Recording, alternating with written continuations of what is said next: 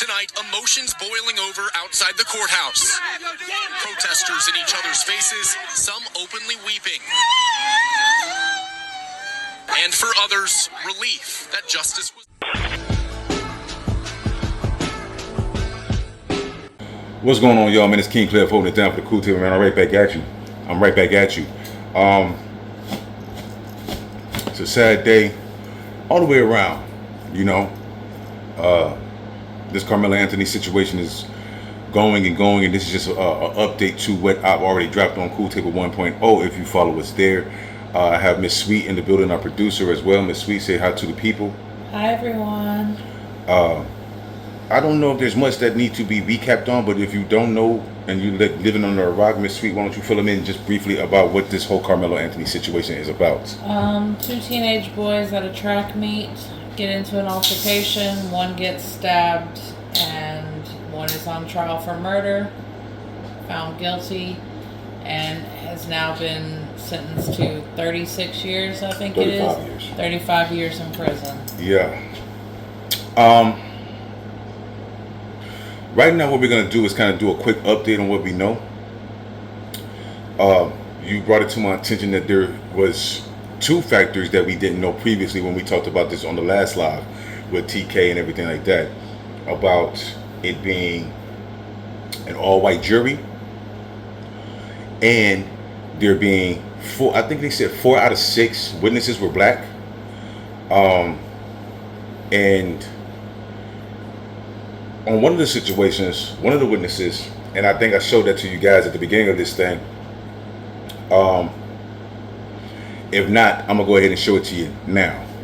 A 17-year-old testified, "I remember people confronting Karmelo and saying, 'You shouldn't be here. You probably should leave our tent.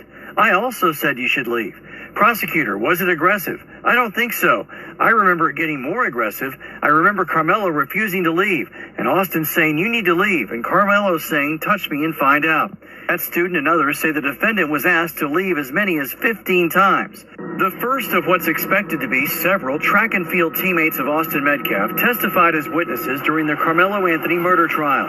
Those who were under the tent at Kirkendall Stadium on April 2nd, 2025, described the scene before, during, and after the fatal stabbing. Upon him, his answer, 'No, sir.'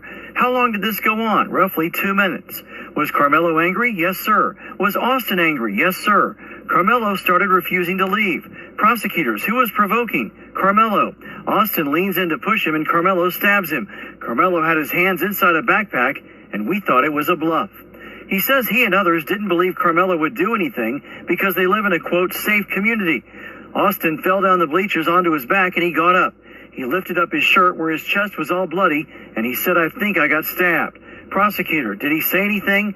I think he said, 'Oh my God.'" So yeah, you saw that. You heard that. And look, so the guy says that Karmelo came into the tent, was told to leave.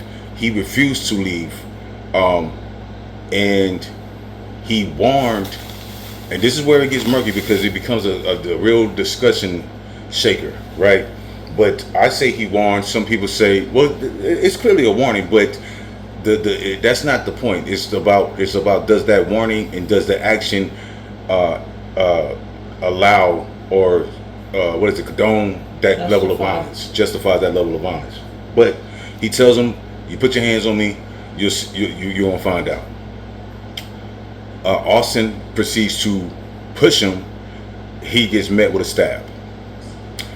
In the witness statement, they say that the kid says that they thought he was bluffing because they live in a relatively nice area. He had his Karmelo had his hand in the backpack, in a book bag or whatever, indicating that he had a weapon, or not necessarily saying he had a weapon, but that's the gesture. So they thought he was bluffing. So he proceeded to do what he did, and then Karmelo proceeded to do what he did. That's one witness statement. We don't have all the information about all the other statements, all the other witnesses. We don't have all the information about what's all been suppressed. That stuff is slowly coming out. What I do know, and we're gonna touch on this real quick, because and listen, man, it's so real. This situation is so real, Sweet, that it kind of even got us into a discussion, you know, because is so polarizing, and it's not necessarily racially based, the division, but it can fall into that accidentally, right?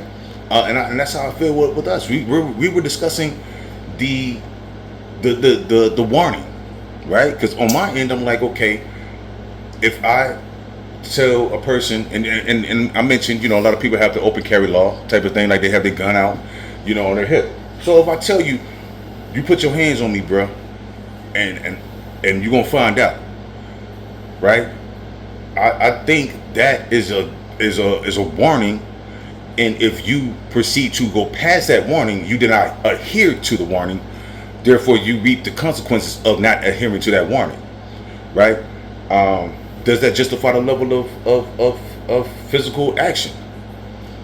Sweet says no. Right? Yeah, I don't think that a shove deserves my life being taken. We grew up in a day where you solve things with your fist. Yes. And yes. I feel like, if you shove me, I'm going to hit you. Right. I'm going to fight you. Right. I'm not going to kill you, stab you. You can't say that you feared for your life from a shoving. Now, you know what? And you're right about that, because there was it was both things, because we also had schools that had metal detectors. We knew people who was shooting people and stabbing people and shit like that. This is a real thing. Now, it was more prominently, because I even remember this song called "Nuck If You Buck," or not even "Nuck If You Buck," but what was it? It was like not "Nuck If You Buck," but it was basically talking about like fight, like, you know what I'm saying, like, oh damn, man, it was a great song. It was an Atlanta song, Too Late, but it was basically saying, put your guns down and shit, and scrap, right? And but songs like that was brought out because there was people taking it to the next level, right? Where it used to be, like you said, we can fight it out and live and fight another day. This is the whole Friday theory, the Friday premise. Yes, it should have went that way, win or lose. But I said, and I brought this example of, hey, if a cop tells you, don't move, if you move again, I'm going to shoot you, and he tells you that, and you proceed to move anyway, yes. Did you not adhere to the warning? Okay. But I'm taking what you said, and I also said the cop didn't go there looking for a fight, looking for an argument. The cop did not go there he didn't come to the other team's tent. He didn't come in there and tell them that they could try to make me leave if you want. Right. Touch me and find out what happens. Right. Like, the cop is not. So no, I don't believe that's the same. I don't think that. I hear what you're saying. I do. But here's my thought on that. Cops are always going to possible. That's why they have procedures. If they're called into, or they are. Or arrive on the scene or something. Yes, whatever. Yeah. It's not like they are inciting and going there. There you go. That's the difference. They're not going there provoking a violent confrontation, is what you saying. Yes. Okay, I get you on that. And that might null and void my point. Because my point was, they are going there with the anticipation that it could be. That's why they have procedures of how they have to move and shit like that to protect themselves and others. You feel me? They give the warnings right. and stuff like that. Right, and announce themselves and do all these types of things to not be ambushed, or just to save everybody involved, supposedly, right? So I get you, and that's a good point. Because he was, on all accounts, over there, and I've even brought up where, we used to go on the other side of the field. You know what I'm saying? With our jerseys and shit. You know what I mean? And kind of provoking, especially when we had a rivalry. It's us girls athletes. We did shit like that too. Right. Right. Like, and that was common high school shit. You're trying to get in the other team's head. Right. But and their fans and everybody. It's a rivalry. It's. But it usually stays fisticuffs. Yes. You're right. That's real. Because we had brawls, but everybody got a chance to go home. Little bruised up or whatever, but you went home. Nobody lost their lives, fortunately, in those situations. Beaten, bruised, Yeah. But you live to fight another day. So I get you. And I think that's what the division is, right? When I looked at the protest, that were starting up. This one young lady, she was screaming 35 years for self-defense, and I could see why somebody would say that. I can also see it on the other side of the coin as well. Does the consequence meet the action in a sense? How they say it? Here's my thing though. Is it self-defense if you provoke it? But no. It is. Listen, words are words. They teach you that in school. I know, but also, fists aren't weapons. Yes, they are. A shoving Yes, they is are. a shoving. A shoving's not, but under the law, and we're talking court shit. I know, but so under the law, that's hands are registered weapons and stuff like that. Right, and I do know that Metcalf is trained in jiu-jitsu. Right. But my thing is, he didn't even. All he did was shove you at that point. Right. So can you claim self-defense? Yes, I think you can. I mean, just think about it. If it wasn't that situation and you walk in at Walmart and a lady pushes you for, just y'all arguing at the register. I see your face. You know what I'm saying? But a lady pushes you, right? At that time, you have the right to defend yourself because she pushed you. She came into your person. I have the right to push and fight back. I don't have the right to take your life. But you do if you have an open carry weapon. Not over ain't that but okay. See, that's where it gets. See, this is where it goes, and I love it. I thank you for doing, engaging with me on this. But you can see how this turns into a bigger thing when there's more people. I don't know. But you can imagine. Let's say it's 5 people that believe your way and 5 people believe my way. Now what we doing? We in here screaming. Or even if it's like less on one side of But we're in here going back and forth, debating that point. Yeah. Because I say, if you cross a boundary of my personal space, and you put your hands on me, I have the right to defend myself. However, there's a saying that says you can't determine how a person reacts to your action. You can't dictate that. All you can dictate is your action. If you put your hands on somebody, you can't say they don't have the right to shoot me. They told you don't touch me. I understood. And you touched them. I understand. Now you get shot. Also, there is like levels of defense. Right. Levels of self-defense, and it. But who's to say that? Yes, you said the dude knows jiu-jitsu. Yes. What if he was a black belt master? And let's say Karmelo pushed him, and then he does some jiu-jitsu shit to him and cracks his head on the cement. Then he murdered him. Right, but I don't think that's how it would go. And this is what another part. But see, but this is the beauty of it because you flip that coin. I'm not gonna. I believe if the roles were reversed and that was what would happen, then yeah, it's murder. But do you think so? Because a push does not.